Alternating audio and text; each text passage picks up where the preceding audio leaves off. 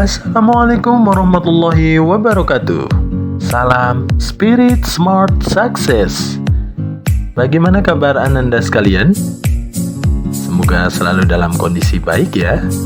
Kali ini kita akan ke materi anyaman dari Project 3, Project Beraksi, Berkreasi Anyaman Kreatif Penuh Inovasi. Akan tetapi sebelum kita ke inti materinya, mari kita nyanyikan bersama yel-yel dari Remaja Kuat, komitmen untuk anti bullying. Yuk teman sepena gasal kuat kita bersama, menjaga ikatan utuh layaknya keluarga. Enyahkan dari muka bumi tindakan bully, memperbesar empati juga saling peduli. Sepena gasalku pawiatan cengkeling, remaja kuat komitmen untuk anti bullying. Sepena gasalaman mari Oke, bagaimana sudah bisa untuk yel-yel dan juga gerakannya? Tidak hanya sebatas gerakan tetapi juga harus mampu untuk bisa menjadi remaja kuat, remaja komitmen untuk anti bullying, supaya kita tidak menjadi bagian dari pelaku dan juga orang yang melakukan tindakan bullying, karena itu akan merugikan teman-teman kita, merugikan orang lain baik secara mental dan juga psikis tentu saja. Apakah ada di antara Anda sekalian yang pernah melihat bentuk anyaman? Atau barangkali sudah pernah melihat suatu kerajinan tetapi belum tahu itu diklasifikasi sebagai apa? Oke, mari kita belajar bersama di Project 3 Beraksi tentang materi anyaman. Sebenarnya apa itu anyaman? Anyaman adalah teknik atau proses membuat benda dari bahan serat yang dirangkai sehingga membentuk benda yang kaku. Benda tersebut berbentuk keranjang, tas, dan barang keperluan sehari-hari. Kerajinan ini sering dibuat dari bahan yang berasal dari tumbuhan seperti bambu, rotan, kulit kayu, pandan, dan rumput. Bahan sintetis lain seperti logam dan plastik juga dapat digunakan untuk membuat anyaman. Lalu, bagaimana sebenarnya sejarah dari anyaman itu sendiri? Teknik anyaman diyakini telah ada sejak manusia mulai menggunakan bahan alami untuk membuat benda sehari-hari. Bukti arkeologis menunjukkan bahwa anyaman telah digunakan di berbagai belahan dunia, termasuk Mesir kuno, Cina, dan Amerika pribumi. Di zaman kuno, anyaman digunakan untuk membuat keranjang dan tikar dari bahan-bahan seperti daun dan serat tanaman. Di Cina, anyaman bambu dan rotan telah ditemukan dalam artefak yang berusia ribuan tahun. Pengembangan teknik. Selama abad pertengahan dan Renaissance, teknik anyaman berkembang di berbagai budaya, terutama di Eropa, di mana anyaman digunakan untuk membuat barang-barang fungsional dan dekoratif. Di daerah tropis, seperti di Asia Tenggara, teknik anyaman juga berkembang dengan menggunakan bahan lokal seperti rotan, bambu, dan daun pandan. Era kolonial dan modern. Dengan kolonialisasi dan perdagangan global, teknik anyaman menyebar ke berbagai belahan dunia. Pengaruh budaya baru menggabungkan teknik tradisional dengan bahan dan desain baru. Pada abad ke-20, anyaman tradisional mulai dihargai sebagai bentuk seni dan kerajinan tangan yang berharga, dengan banyak seniman dan pengrajin modern memodifikasi teknik tradisional untuk menciptakan karya inovatif.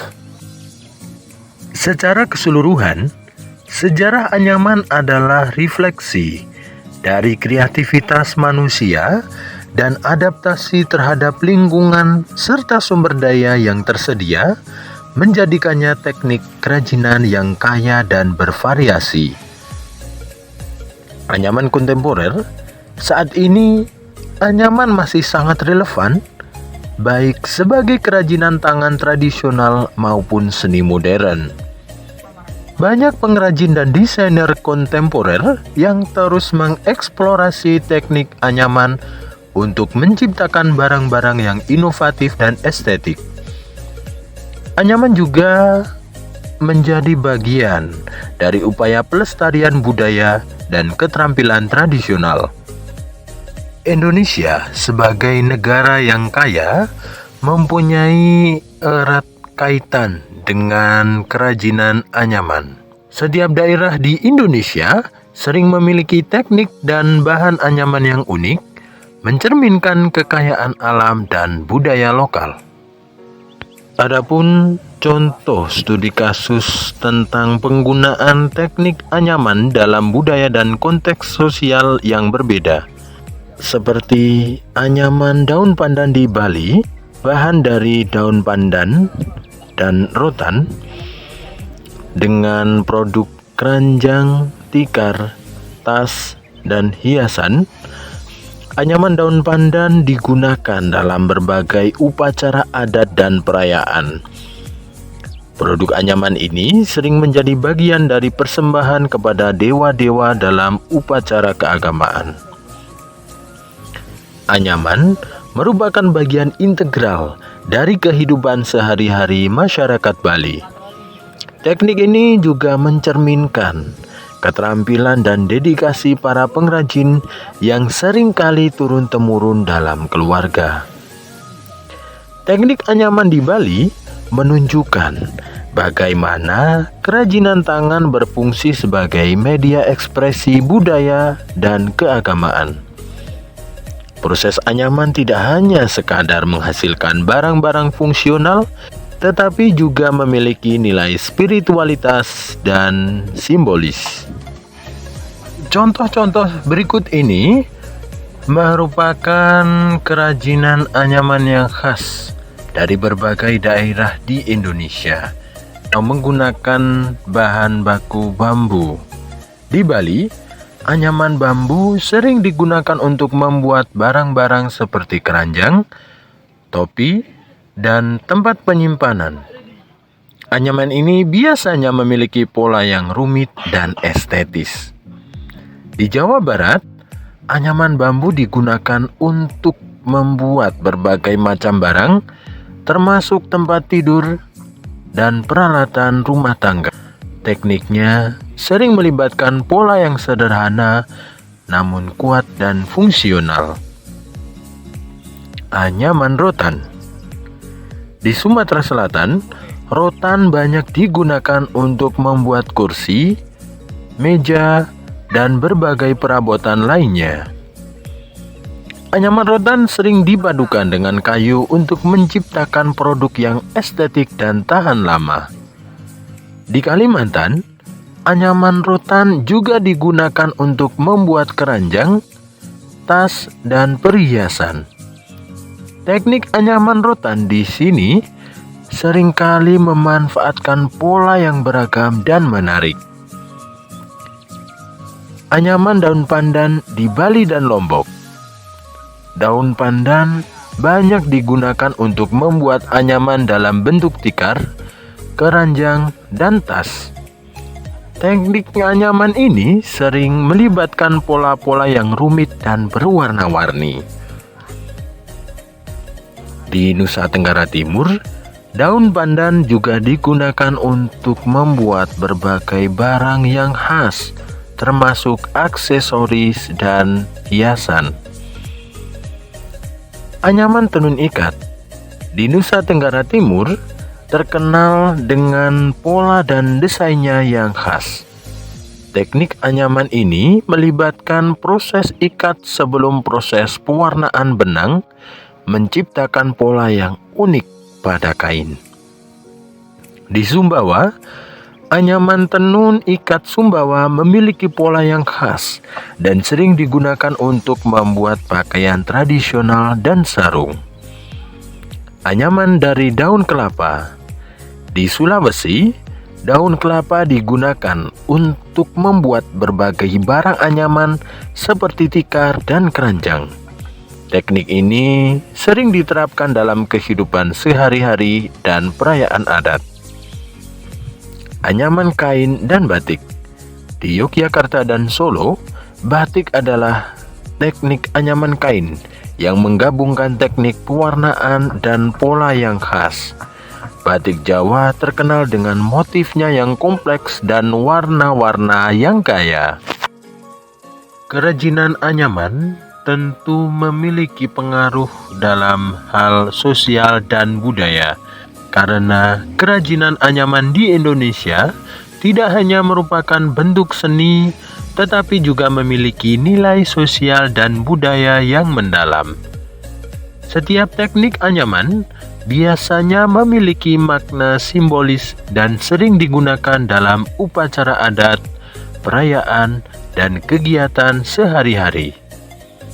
Anyaman juga sering menjadi bagian dari identitas lokal dan regional, mencerminkan keragaman budaya dan tradisi Indonesia.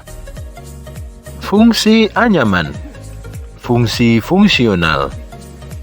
Sebagai penyimpanan dan pengangkutan, di antaranya keranjang dan tas. Anyaman digunakan untuk membuat keranjang dan tas yang berguna untuk menyimpan dan mengangkut barang-barang sehari-hari seperti buah-buahan, pakaian, atau bahan makanan. Sebagai tempat penyimpanan, dalam banyak budaya, anyaman digunakan untuk membuat berbagai jenis wadah penyimpanan seperti kotak dan bak. Peralatan rumah tangga. Sebagai tempat makan, anyaman digunakan untuk membuat piring dan mangkuk dari bahan alami yang sering digunakan dalam acara makan atau perayaan. Sebagai alat dapur, beberapa alat dapur seperti tempat saringan atau wadah bumbu juga dapat dibuat dengan teknik anyaman. Fungsi estetika. Dekorasi untuk hiasan dinding dan karpet. Anyaman sering digunakan untuk membuat hiasan dinding dan karpet yang berfungsi sebagai elemen dekoratif dalam rumah atau ruang publik. Aksesoris. Produk anyaman seperti topi, tas, dan perhiasan dapat memiliki nilai estetika tinggi dan digunakan untuk meningkatkan penampilan. Seni dan kreativitas.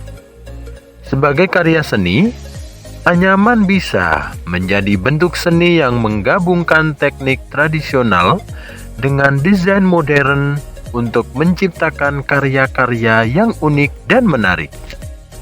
Fungsi anyaman dalam hal budaya dan sosial untuk upacara dan tradisi.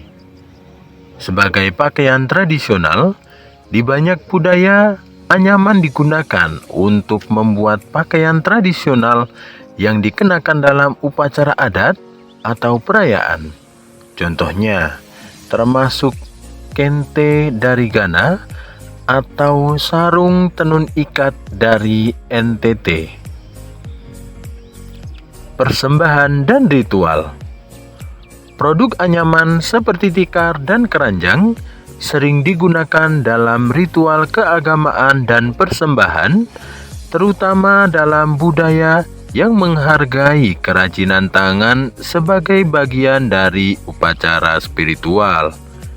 Sebagai identitas budaya, menjadi simbol identitas, anyaman sering mencerminkan identitas budaya dan dapat menunjukkan status sosial atau kelompok etnis. Motif dan desain pada produk anyaman bisa mengandung makna, simbolis, atau historis. Fungsi ekonomi sebagai sumber pendapatan, menjadi kerajinan tangan anyaman sering diproduksi secara lokal dan dapat menjadi sumber pendapatan bagi pengrajin dan komunitas. Produk anyaman bisa dipasarkan di pasar lokal atau internasional. Ekowisata dan handicraft. Produk anyaman sering menjadi bagian dari industri ekowisata dan kerajinan tangan yang menarik wisatawan dan pembeli yang menghargai produk buatan tangan dan keberagaman budaya. Pengembangan komunitas untuk keterampilan dan pelatihan. Pelatihan dalam teknik anyaman dapat membantu pengembangan keterampilan dan pemberdayaan ekonomi di komunitas lokal. Ini juga berkontribusi pada pelestarian tradisi kerajinan tangan. Fungsi lingkungan, penggunaan bahan alami. Sustainability. Teknik anyaman sering memanfaatkan bahan alami yang dapat diperbaharui seperti bambu, rotan, atau daun pandan. Ini berkontribusi pada keberlanjutan dan pengurangan limbah. Pemanfaatan sumber daya lokal. Anyaman memanfaatkan bahan-bahan yang tersedia di lingkungan sekitar, mengurangi kebutuhan untuk bahan-bahan sintetis atau impor. Fungsi lingkungan, penggunaan bahan alami. Sustainability. Teknik anyaman sering memanfaatkan bahan alami yang dapat diperbaharui seperti bambu, rotan, atau daun pandan. Ini berkontribusi pada keberlanjutan dan pengurangan limbah. Pemanfaatan sumber daya lokal. Anyaman memanfaatkan bahan-bahan yang tersedia di lingkungan sekitar, mengurangi kebutuhan untuk bahan-bahan sintetis atau impor. Kesimpulan, anyaman memiliki fungsi yang sangat bervariasi dan penting dalam berbagai aspek kehidupan manusia, mulai dari aspek fungsional, estetika, budaya, ekonomi, sosial, hingga lingkungan. Teknik ini tidak hanya menciptakan barang-barang yang berguna dan indah, tetapi juga memainkan peran penting dalam melestarikan tradisi budaya dan menyediakan sumber pendapatan bagi banyak komunitas di seluruh dunia. Halo, kami dari tim Proyek 3, Setiawati Pratiwi SPD, Muhisam SS, dan Muhammad Fathur Rahman SPD. Nah, setelah selesai menyimak materi tersebut, tugas kalian adalah merangkumnya pada lembar kerja yang sudah disediakan oleh fasilitator. Kemudian, bagaimana pengetahuan kalian tentang sejarah anyaman mempengaruhi pandangan kalian terhadap kerajinan tangan ini? Apakah ada aspek sejarah atau budaya tertentu yang kalian temukan paling menarik atau relevan dengan pengalaman pribadi? Kemudian, nilai-nilai budaya apa saja yang terkait dengan anyaman di budaya yang dibahas dalam tayangan? Bagaimana anyaman mencerminkan identitas dan tradisi budaya tersebut?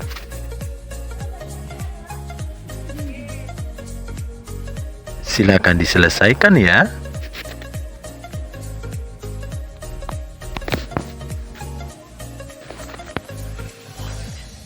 Akhirnya sampai kita di penghujung tayangan dan materi.